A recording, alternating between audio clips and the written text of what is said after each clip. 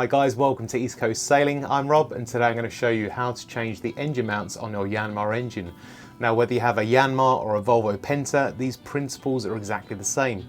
I'm going to show you how to change them with some basic tools, and all you need is a decent socket set with a few extensions and possibly a car jack from the back of your car to raise each corner of the engine. Now I've seen some PDFs telling you that you need to build a little gantry to lift the whole engine up in one go, and that is simply not the case. You can just jack up each corner.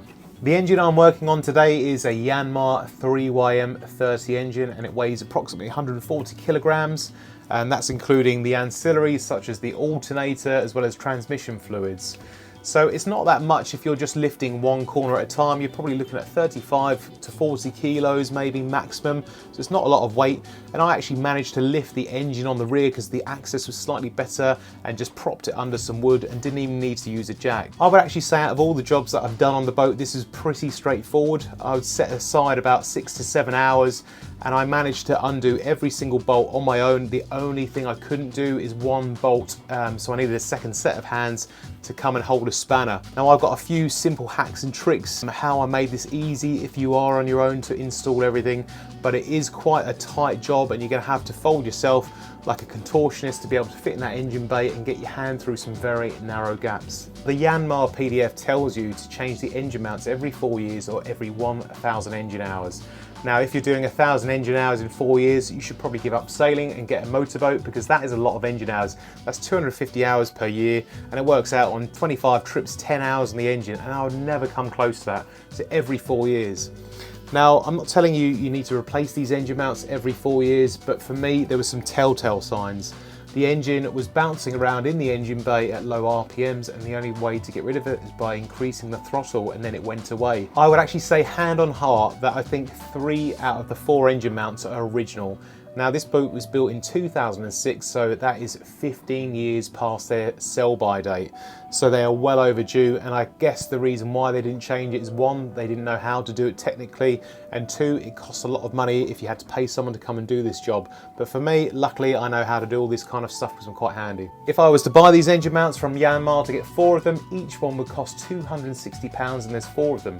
So that would be £1,040 to replace all of them. I found these OEM engine mounts for Yanmar that are built specifically for this 3YM30 engine, and these cost £286 for a set of 4 of them. Prop something under the drive shaft just so when you disconnect these bolts that the prop isn't going to drop down and put unnecessary pressure on this GRP stern tube. And the great thing about this job is once you've disconnected this, you can even remove the drive shaft to change the wall seal, which I did, and I also changed the cutlass bearing, which I'm going to do 2 separate videos on. You don't need to worry about this rotating because you're just going to get 2 spanners, just crack the pressure and then get a socket on it. For some reason my socket set didn't really fit too well over that nut and it seemed to clash a little bit, so I had to use 2 spanners. And once that's off, you just want to slide the drive shaft back again, just rotating it back and forward like that, and it will slide backwards. And that will also free the engine from the drive shaft so you can move it up and down. Before removing the holding down bolts for the engine mounts, make sure you undo the 4 24mm bolts on top. It's quite a difficult job. These bolts are actually oversized, so you can feel the bottom of the threads. So you've got to get in the 16mm spanner, lock that on, and then start undoing the torque wrench now, so you haven't really got much access. Once I'd loosened the nuts, I tried to catch them with a bit of cardboard, otherwise they're very difficult to retrieve with a magnet. So I've actually lifted up the engine and wedged some wood in there. I'm now going to undo these mounting bolts here. So I haven't even used the jack, and I've managed to get that out and the engine hasn't even dropped.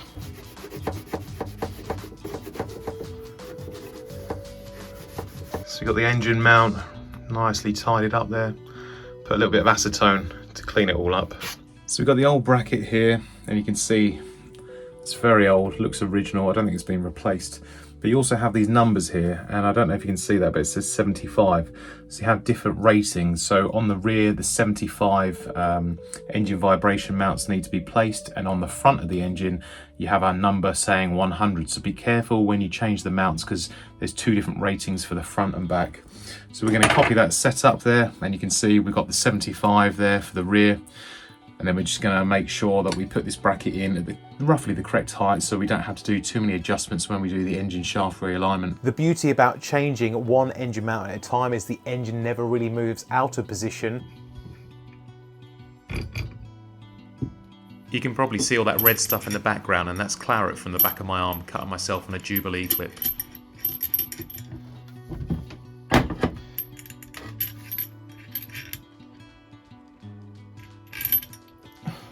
You'll probably see that I've put the new engine mount slightly higher because once the engine weight is loaded onto the mount, it will compress ever so slightly. I'm reinstalling the engine mounting plate back to the engine.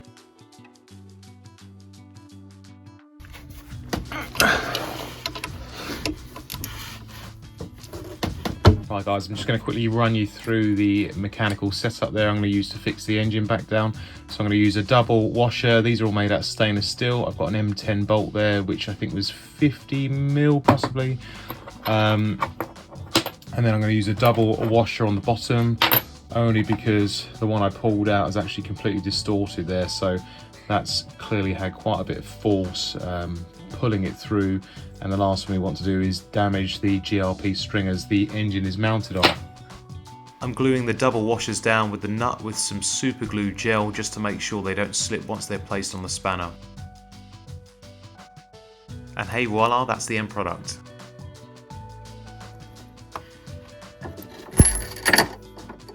That's important as well to get these brackets orientated around the correct way because some of them got adjustment in the back, so I'm literally just copying what came out of the boat there.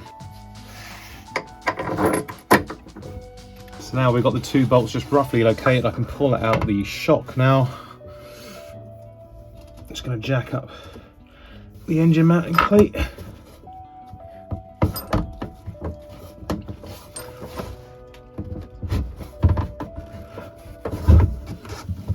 So it was very difficult to hold the two washers in place as well as the nuts. So what I did is I super glued them all together, and all we've got to do is just get enough of a bite of the bolt into this nut here, and then that will hold in position. And the beauty of this is we can just pop it in the spanner. It's going to hold up nicely even though we're doing it blind, and that is not going to go anywhere.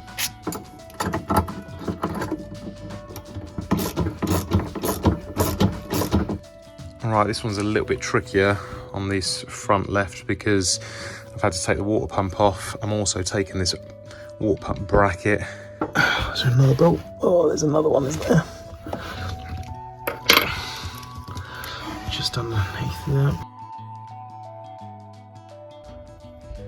Would you trust that to hold down your engine, eh? Good job I checked this out. This is the one that was directly under the water pump, so you can see it's absolutely corroded. The bushing is actually delaminated away from the engine mount, so good job I'm changing these because that could have easily sheared a bolt and end up with the engine going through the side of the engine bay there. Now you will need to get creative with your socket set and put quite a few extensions because some bolts are only accessible via the top of the engine. We've got some pretty sketchy shit going on. We've got the bottle jack propped off the alternator pulley and water pump pulley, and now we've freed up this bracket here, which is probably the worst condition one because it's directly under the water pump, and look at the state of it, it's completely disintegrated. So I'm just going to remove these two bolts here to get the bracket off, and then we can put the new engine mount on. So I'm just eyeballing roughly to get the right height so there's not too much adjustment having to be done in the engine bay because it's much easier to do this now. Also remember not to torque the bolts down because the engine needs to settle for a minimum of 48 hours before all the bolts can be done up, as well as the shaft alignment. Alright, so all the bracket bolts are tightened up. So the only thing left to do is to release the jack, which is going to lower the engine down, because the last thing you want to do is torque the bolts. You've got the engine suspended in the air, and hopefully this is going to drop down without too much of a thud. Oh. 3, 2, 1. When using the jack, make sure you position it in a way that it can be released as well as jacked up. Now I can remove this wooden plank. And the jack. I'm not going to show you how to do every single mount because it's pretty self-explanatory, but there are some more difficult ones, so I've done an installation difficulty rating. By far the hardest one was the rear port side because it had such a lack of access. Now you can't just go realigning the prop shaft after you've installed the engine. You need to let the engine settle on the new mounts for at least 48 hours. I left it 5 days because the last thing you want to do is put the engine mounts on, connect the drive shaft up, get everything level, and then the engine settles over the next couple of days, and then you end up bending the drive shaft ever so slightly, and then it'll be very tough to turn. So hopefully this has inspired you to give it a go. These jobs aren't that technical, and I would actually say doing the jobs yourself gives you a lot of satisfaction. It helps you understand the boat, how to be a bit more sympathetic in the operation, so you're not slamming it, into acceleration and reverse, because you see how fragile some of these components are. Thanks for watching East Coast Sailing, and if you've enjoyed today's episode and found it helpful, please think about hitting the like button, subscribing to the channel, and leave any comments of what you'd like to see. I'd like to say thank you to all my regular subscribers, and hopefully we'll be back in the water in the next couple of weeks because all the jobs have been done.